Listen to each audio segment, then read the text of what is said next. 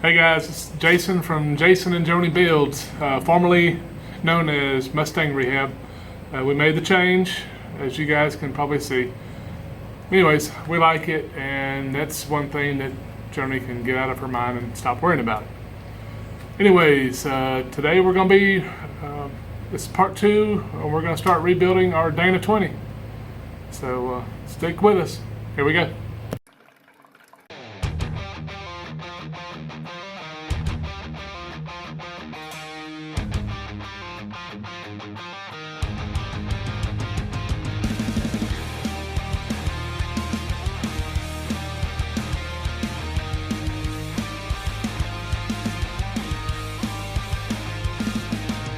Hey guys, welcome back. Before we get started, y'all go ahead and hit the subscribe button for me. So we're going to go ahead and get started on our Dana 20 rebuild today. Part 1, we disassembled it. There was, well, before I get started, y'all remember to check out JB Custom Fabrication. I received the rebuild kit from John there, and it's a great kit. So we're going to be installing that today. So there's one thing I want to address real quick. In the last video on the detents, when I pulled the detent balls out in springs, there was one hole. I believe I may have misspoke or said I didn't know what it was for. Anyways, it's so you can access the shift rod between the two shift rails, but hard to get to until you get it all disassembled. Anyways, so that's these two rods here. So just make sure when you do your disassembly that you get those pulled out and cleaned up real good, because these will be reused. Okay, so let's get started. I'm completely tore apart. All my parts are on this table. I don't know if we've showed you that yet. This is every piece that we're going to need to reassemble this thing.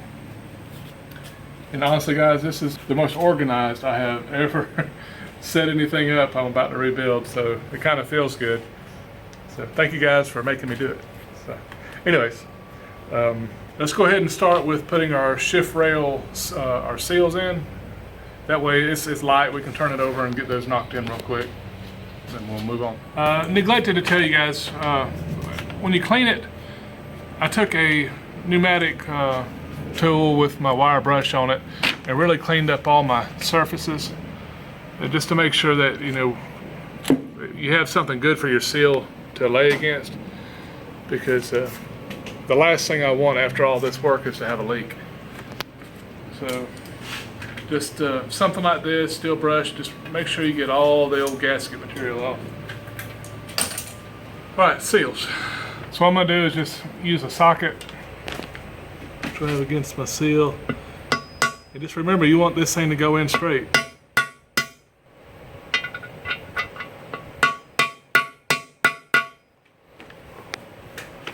Just like that.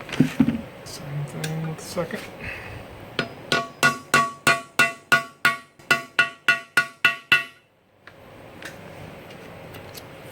Alright, so we're going to start off with the rear drive output shaft, and I guess a note, I didn't show you guys pulling the bearings off.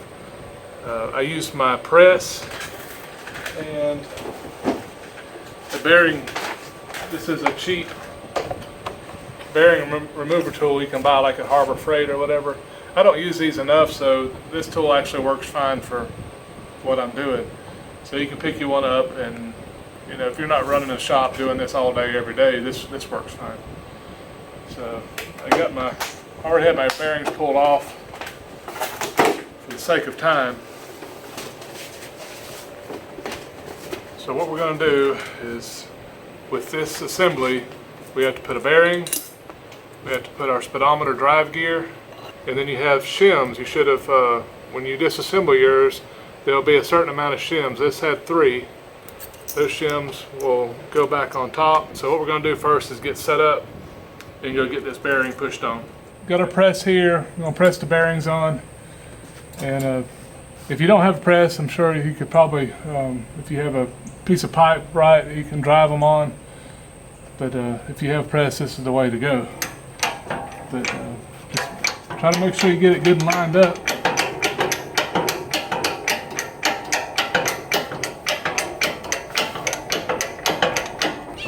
That's what I want. You haven't started talking about this yet. Alright, our bearings on, our speedometer gears on, our 3 spacers, shims, they're on. We're going to put our race in our rear output shaft assembly here. So I just got this little bearing driver, again from Harbor Freight. It's again, you guys don't have to have Snap-on to do this stuff, you know. Hopefully a lot of the stuff you see me use here is just stuff most people would have in their shop. I know I do have a lift, but it took me a long time to get it.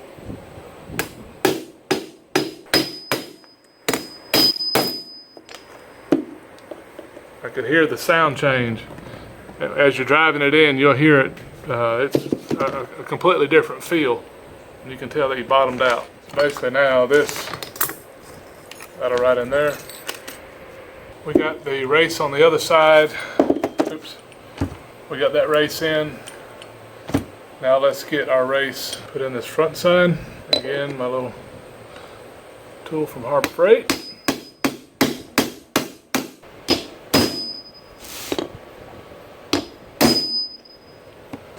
Okay, so our races are in now. So what we've got, we'll have our 3 shims. We have our speedometer gear.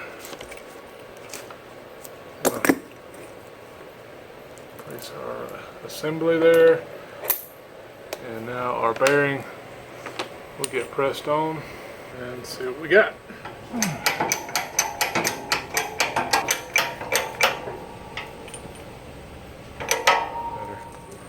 Okay guys, so what I need to do is put my yoke on without the seal. Put the yoke on, check our end play, and once we're satisfied with it, we can take our yoke back off, put the seal in, and this assembly is ready. Okay, I'm just going to run it down with my impact, and then we'll torque it. Okay guys, we're going to torque our yoke here, and it's good because I can, you know, it's hard to say you can feel 5,000s, but you know, at least I can feel some end play in it now. We'll go see if we can set up the dial gauge and see what we have. Alright guys, I've got my dial on here and the spec says 3 to 5 thousandths. Let's see. Get the focus. Oh, you might have to back up just a little bit. Anyways, we have 3. It's sorry guys, it's trying to have a little trouble focusing, but I can move it in and out 3 thousandths, which I'm happy with that.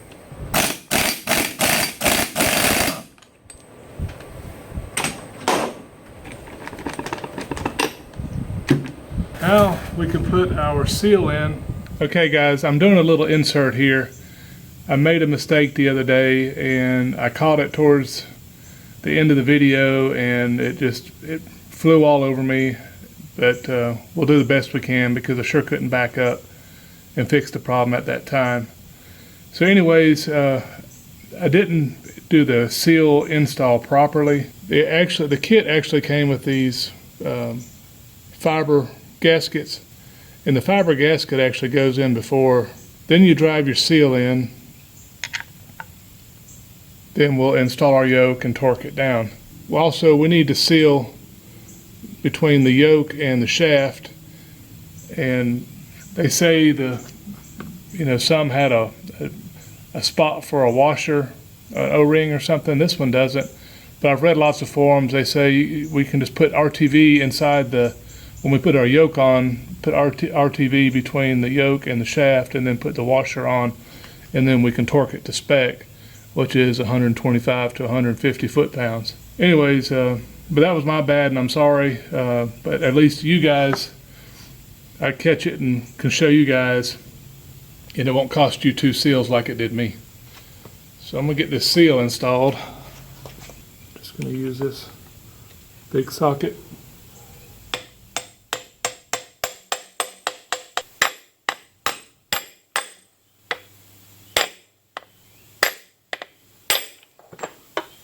You hear it go home. So that way I know it's tied up against that fiber washer in the back. That's good. So now I'm going to put just a little bit of grease on my seal surface there. Then we'll get this thing bumped on. I'm going to get some of my RTV. I'm going to put it real heavy on the washer because I can't get my finger in there. And then we'll just kind of see what it looks like. Because it should just squish out. And I'm just going to bump this down with my impact and then I'll torque it.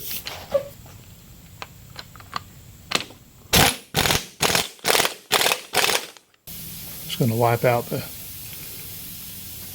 excess, because what's outside ain't going to matter. It's all what's underneath that washer. Alright, and then all we have to do is repeat this step for our front drive shaft output shaft. You know, putting our front yoke on, it gets the same treatment. The fiber washer, the seal, put the yoke on, we'll put the RTV, we'll torque it, should be good to go. See if I can show you guys how I torque it.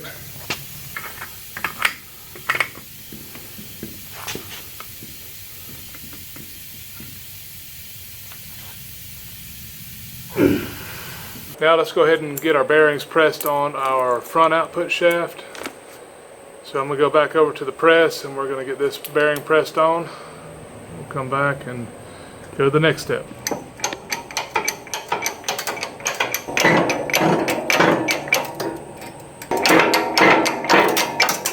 Alright, we have the bearing put on our front output shaft.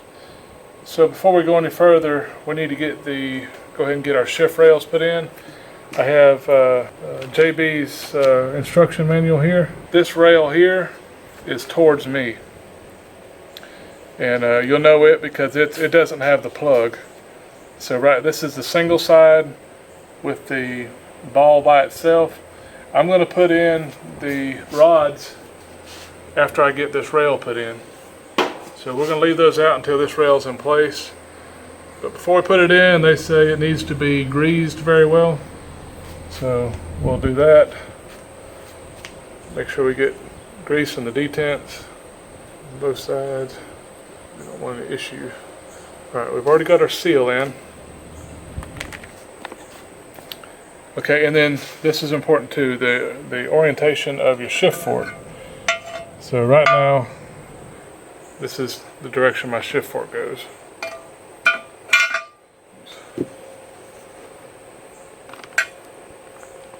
Let's get this thing slid in there. And again, your three heavy detents, they go towards the ball. So that'll roll. Get this. And then on the shaft itself, you can see it's got a hole drilled in where your set screw sets. Alright, let me get my Allen wrench. And just kind of move it back and forth until you feel it sort of set in the shaft like it's supposed to. Get this good and tight. I don't know if you guys remember, it was loose when I took this thing apart. One of these, the set screw, was just sitting loose in it. Now we need to put the rods in. I'll grease the rods and then we'll slide the other shaft in. I've put some grease on each rod. Get both of these pushed in. And now we'll install our other shift rail the same way.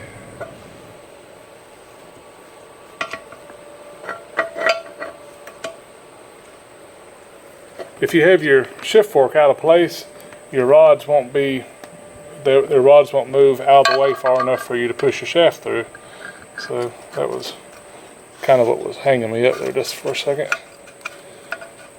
Alright, we're going to do the same thing. There's that same hole here. We're going to go ahead and get our set screw in it. Same thing over again. It's indexed. I could feel it sort of fall into the hole. And we just tighten it. Right, we've got both of our shift forks in, they're tight. We're going to get our gear set in. So this gear assembly, slide over your shift fork, and then you'll rotate it forward into place. This shaft will go in. So, there we go. Like so, for now. Alright, that just kind of gets that in place. Now, remember this is the one that had the snap ring in it that was, aggravating to get out. So now we got to get our thrush washer put in there, and then the snap ring goes on, and then the bearing goes on behind it. So this is going to be a little bit tricky. We've got our shaft slid in. We need to put our thrush washer on. It's keyed, so make sure you turn it the right way. That'll go on. And this is where that snap ring goes on. What I'm going to do is just kind of try to get this thing worked on there.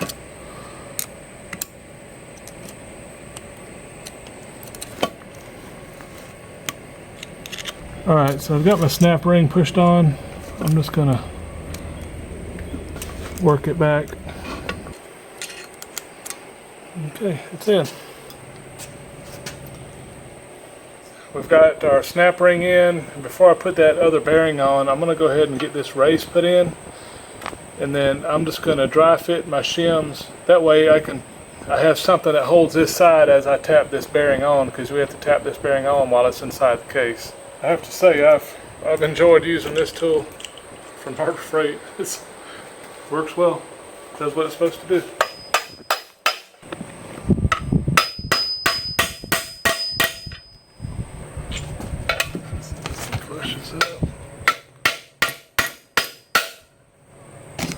And again, kept all my shims together, and I'm just gonna bolt those in place temporarily.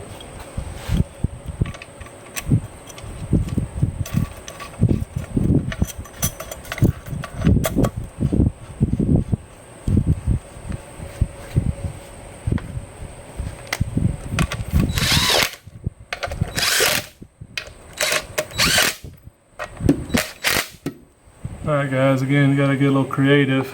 So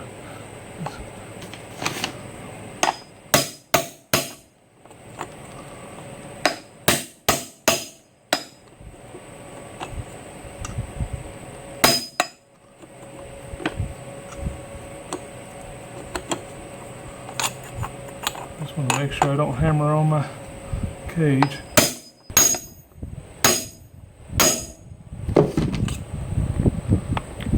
I heard a whole different tone then, and I could even feel it in the hammer. It's real solid, so I know that that went home. Alright, we've got our race. Get put in for this bearing. Just another big socket. We're going to put our bearing retainer on, and I'm just going to set it a little bit again with a big socket. So we've got that in. So now we want to get our gasket put in, and get this tightened down. But what I'm going to do, this is kind of optional. Some people do different things. I'm going to put a very thin layer top and bottom on this of RTV, just ultra black. That's what I'm using.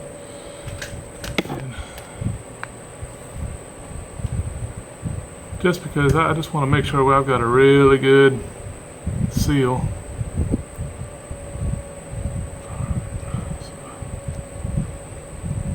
Gasket on, and I'll do the same thing to the rear face of this, like so.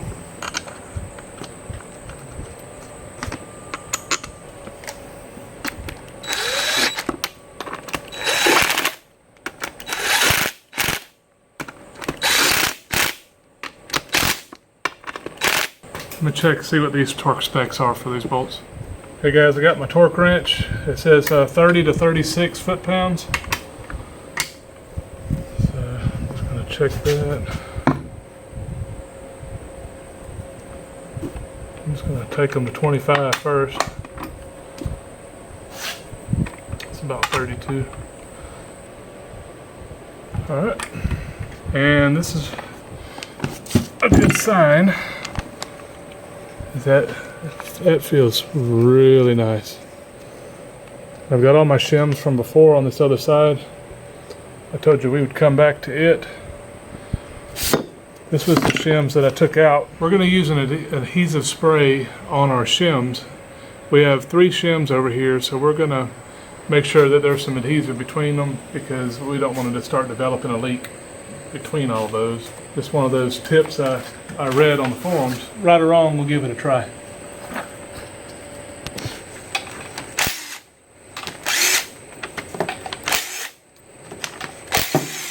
So this here is what I'm talking about. They say put some on these, but it really makes you wonder what's best.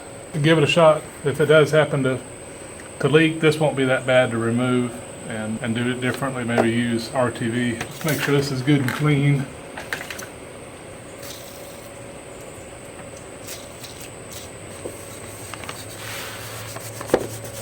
This is part of the parts that I had cleaned earlier, but I just want to make sure they're wiped off good.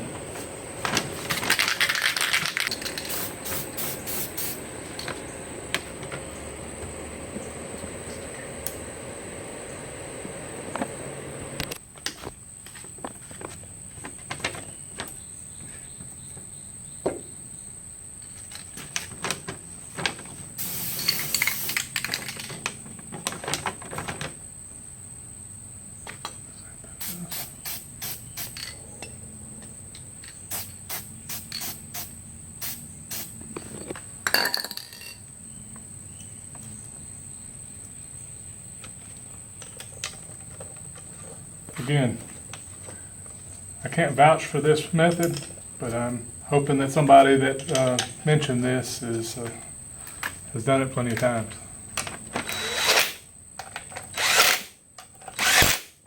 All right, we're going to torque this side the same, about 32 pounds.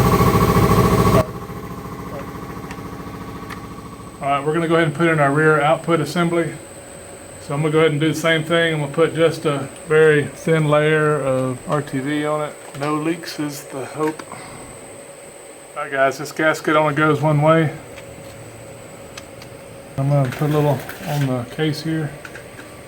So now we're ready to set our gear in. What we want to do, you got to make sure you have your shift forks in the same direction. If you don't, you won't be able to rotate your shift fork where it needs to be. So make sure you just might have to play with these a little bit. Looks like it's kind of in a neutral state. And that right there allows me to move this fork where I need to slide this gear on. So once you get your gear in, we can go ahead and get it rolled in. So. Alright, we're going to torque this the same. About 32 to 35. Now this is the part I've been dreading, is all these needle bearings and getting them to stay where they're supposed to stay, not pushing them out when we get them put in. So we're going to attempt this. It might take me a try or two, but you have 3 spacers, shims, I'm sorry, whatever you want to call them. One's going to go in the middle between, because you're going to have 2 rows of bearings. So I'm going to get one pushed in, and I'm going to take this and I'm going to push it through so it'll be sitting in the center, and then we'll do our second set of these needle bearings. So what I'm going to do is just put some grease in here, and then we'll start rolling these in.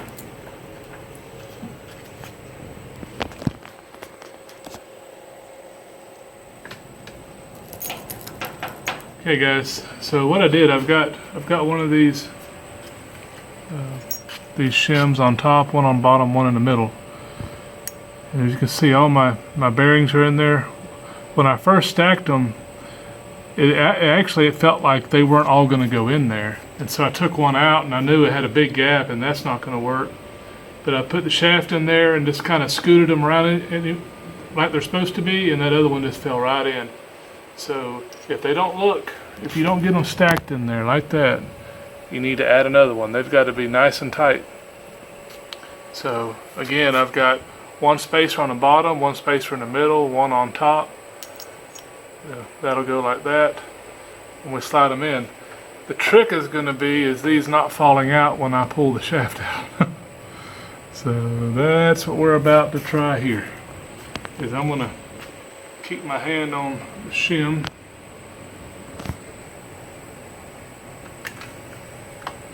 I don't want to bump this too much. Got 2 new thrush washers with the kit.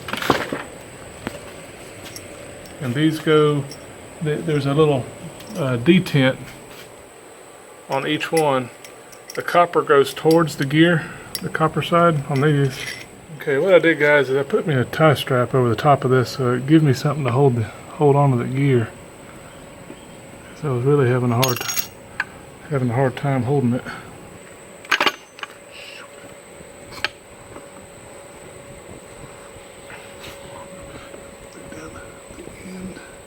Oh, hallelujah. My granddad said you gotta hold your mouth right. That was kind of aggravating, but we got it. See, all of our pieces are in, our thrush washers are in there, nice and tight, and we didn't drop any of the bearings. So I was watching those as I pushed it in.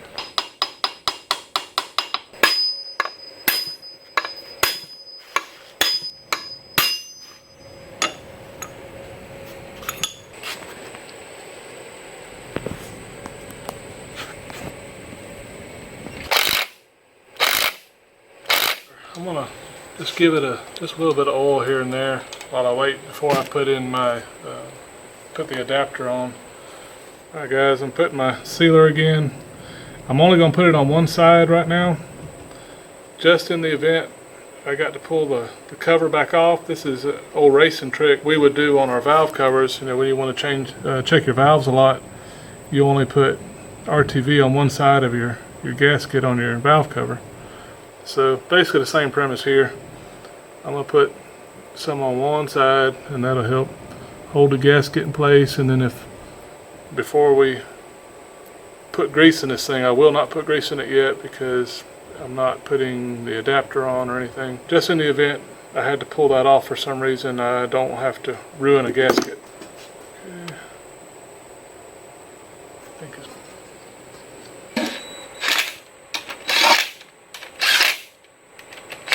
okay guys, we're going to put our detent balls in and this should wrap it up. So on this side you have your plug and the side for your detent. We'll put in one of our new detent balls from JB spring, and then our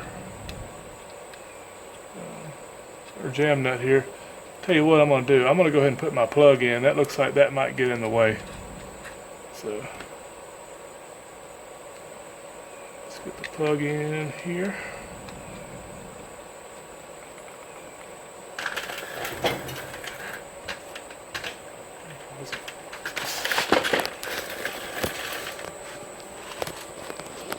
Okay, I've got the plug in, and the instructions say to adjust the detent and have 4 threads showing,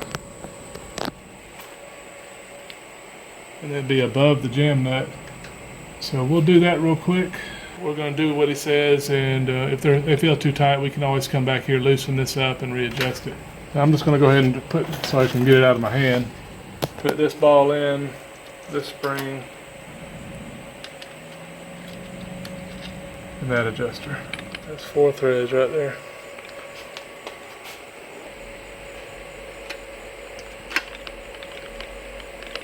Hey guys, here you go. It's built minus the front yoke and seal because I messed it up. And then I also remembered one thing I read on the forums. People were asking where the seal went, and I should have had that seal on the front side, and I didn't put it there. All right, we've got the transfer case built, everything but the front yoke and seal. The seal I messed up when I got a little ahead of myself earlier in the video. Again, I'm sorry, but anyways, I hope I I covered this stuff in depth enough for you guys if you're going to build your own. So it feels really good. All my tolerances feel good. Everything spins good. It shifts good. You know, just I can move the forks by hand. In the next video, we'll attach the transmission adapter. But for now, this is about as far as we can go. I'm very satisfied. It took a little longer than I expected. I think all total, messing around, about 4 hours. I'm happy with it. Feel comfortable. You can do it. Nothing to it. Thank you guys for watching. See you on the next video and have a great day. Y'all take care.